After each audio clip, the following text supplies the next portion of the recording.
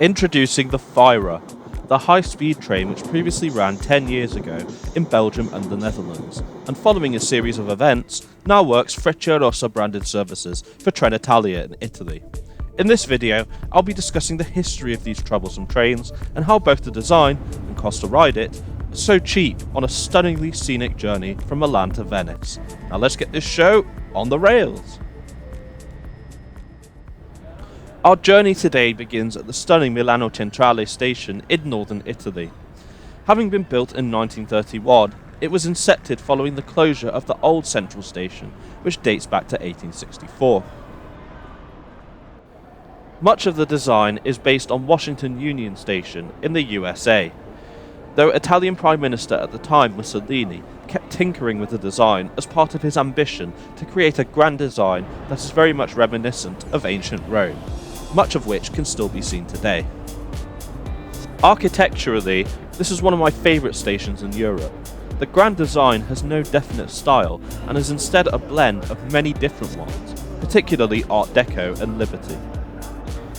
Whilst not as busy and having fewer platforms than Roma Termini in the Italian capital, Milano Centrale is the largest railway station in Europe by volume and in normal traffic sees over 120 million passengers a year.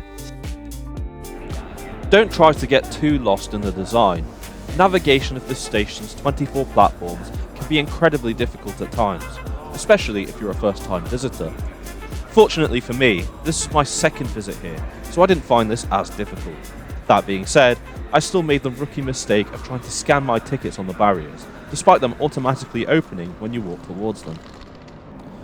As we head to our platform, do take note of the magnificent train shed, which is absolutely stunning. It reminds me a lot of London's St Pancras International Station back in the UK. As well as national services, Milano Centrale hosts a large array of international ones too, like this Eurocity train operated jointly by SBB and Trenitalia, bound for Switzerland. Italy's private high-speed rail operator, Italo, also serves here, for destinations all across the country. Our main focus for today, however, is on this Frecciarossa unit, the ETR 700 train. Now's a good time to explain this unit's history and just how it ended up with Trenitalia. The units were originally designated as V250 and were built by Ansaldo Breda for use on FRECCIArossa services between Belgium and the Netherlands, what is now known as the NS Intercity Direct. The tender process was described as rather flawed by critics due to Ansaldo Breda offering a train that was both faster and cheaper than competing bids from manufacturers such as Siemens. The FRECCIArossa service was eventually launched in December 2012, after a delay of almost 4 years, though this proved to be rather short-lived, given the trains experienced numerous technical problems, such as doors falling off, roof elements breaking away, and electrical fires caused by battery problems. This caused the trains to lose their operating licence after only 39 days in passenger service, with all trains being returned to Ansaldo Breda in Italy by 2014, after a period of storage. Not only was the manufacturer's reputation tarnished, they faced numerous lawsuits by both SNCB and NS, and the trains sat idle at their Pistoia factory for many years, until Trenitalia purchased all 19 units in 2017 for use on Frecciargento services across Italy, with a focus on the Adriatic coast. 17 are operational, whilst 2 remain for use as spares. They then became part of the Frecciarossa brand in late 2022 and received a stunning new livery. What do you think of it? I'm in business class for this trip today, which was as cheap as this train was designed, but as per usual, I'll get into this towards the end of the video. For now, let's board our FRECCIArossa unit and take our seat.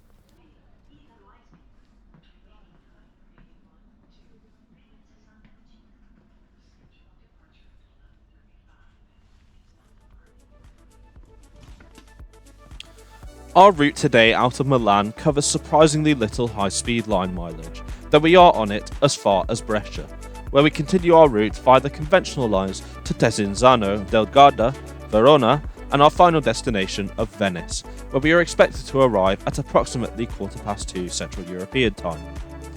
Now let's see whether I pay to travel to Venice or simply stay in Milan, so sit back and enjoy the ride.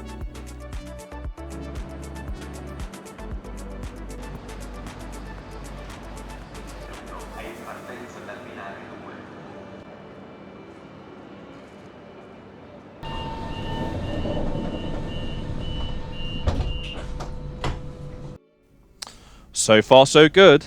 Our departure from Milan is bang on time.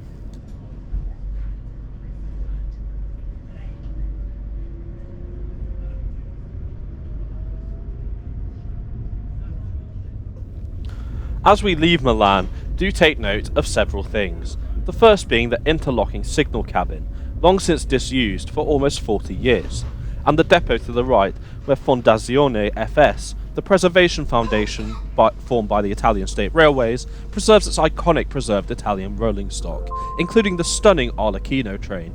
I put a link to their website in the description below, where you can even find their excursions. To the left of this is one of the main Trenitalia depots in Milan, where we can see a Frecciabianca ETR 460 Pendolino train awaiting its next duties, though not for much longer, given Trenitalia have recently decided to put the 10-strong fleet up for sale in favour of more modern rolling stock. Good morning. We are pleased to welcome you on board the Frecciarossa 9723. The train will arrive in Venezia Santa Lucia at 14:12.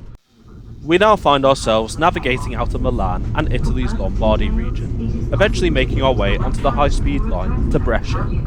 This forms part of the future Milan to Venice high-speed line, which is expected to be fully completed by 2027. One thing I should note as well is at the Frecciarossa and line top speed of 250 km per hour, I was surprised that the ride quality of the train was rather smooth, putting aside one issue.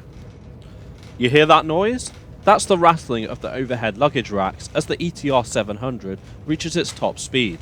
I think this and the features of the train really highlight how cheaply built it is, but we'll look at this further in further detail now, starting with the seat.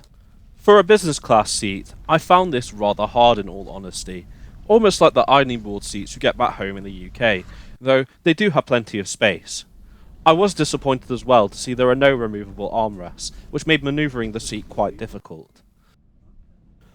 In contrast, the legroom and seat pitch are both vastly superior, and perhaps the best feature on board this train. A foldable tray is located at the front of the seat. Whilst not as big as other European trains I've rode, it was still a fairly decent size. Table seats include foldable sections, which is great for improved accessibility. A personal bin is present just in front of the seat, and just below it is a European power and USB Type-A socket. Coat hangers are located just next to the window, and just above this is a reading light, though it was difficult to reach. Finally, there's a window blind which doesn't completely block out the view, but aims to reduce the sunlight to an appropriate level. There's no catering on Trenitalia business class, and unlike the legacy Frecciarossa fleet, the ETR 700 doesn't contain executive class. Instead, you're provided with Frecciarossa branded water, a choice of soft drink and snack, as well as a piece of dark chocolate. I went for the chocolate biscuits and a Coke on this occasion. Brescia, our first stop and where we now exit the high-speed line. From here on out, we'll be running on the slower conventional lines, though we still run towards 200 km per hour at the highest speed. I just want to say I hope you're enjoying the video so far. Thanks for sticking around. If you do want to support me further, the best way to do that is by subscribing to me and the channel. It's 100% free and is the best way to support my work. Thanks!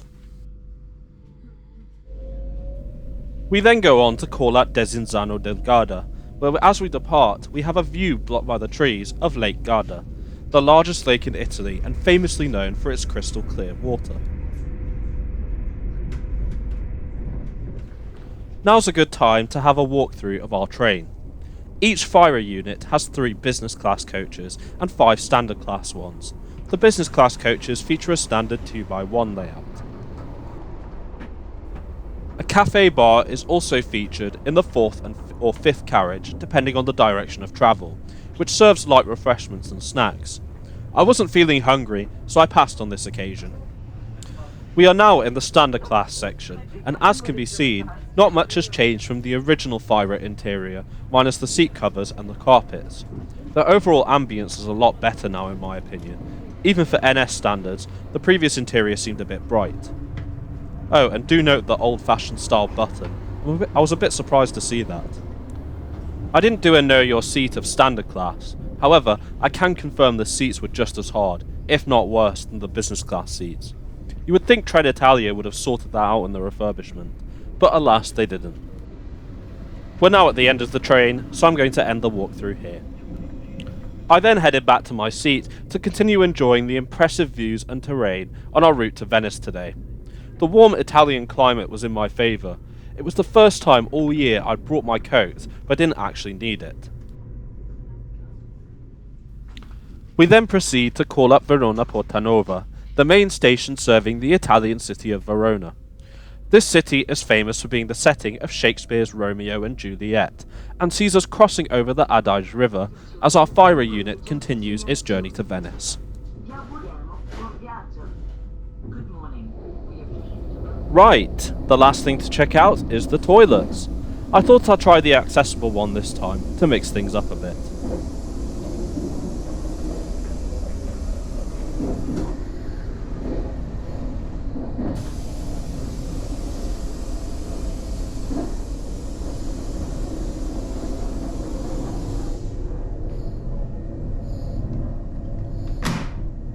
Door locked, and we can begin. It's a rather large toilet, and I do find it to be reasonably clean, as I've come to expect from Trenitalia services these days. As is the standard with accessible toilets, there's a baby change facility too.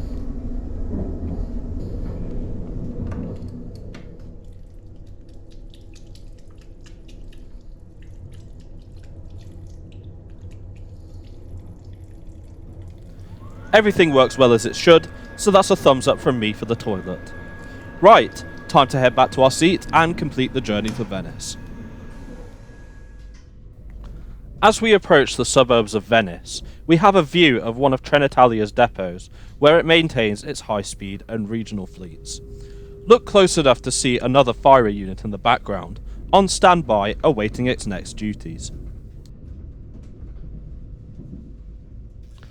Our penultimate stop before Santa Lucia is Venezia Mestre, one of Venice's two main stations, the other being the former. It's a gold category station under RFI and is a major junction station. Also note the Cantieri Venezia Marghera shipyard, one of the largest ship manufacturing facilities in the world. The final stretch towards Santa Lucia is arguably the most scenic part of the journey, as we cross over the Venetian lagoon via the Ponte della Libertà, or Liberty Bridge. This impressive structure has been a key transit mover for the past 90 years, having first opened in 1933. Not only does it carry rail transport over the lagoon, but also road and tram traffic. Very impressive. We're right in the middle of high tide right now as well. To conclude on the Fira, I honestly don't think it's as bad as it could have been given its troubled past. It's clear Trenitalia have made great use of their bargain purchase and really made these trains fit for purpose. Yes, they have their faults, but they're not the worst high-speed trains I've ever rode. As for my ticket price, I paid a total of €27.90 for my business class ticket and included a €2 reservation fee. However, the reservation fee isn't compulsory and the train wasn't that busy. Regardless, it was still exceptional value for money. It honestly does make me think, as well, that had NS and SNCB persevered with the Vira project, maybe it could have worked out on what is now the NS Intercity Direct? I'm not so sure. What are your opinions on the Vira? Have you ever rode it before? Please do let me know your thoughts in the comments below. For now, however, welcome to Venice.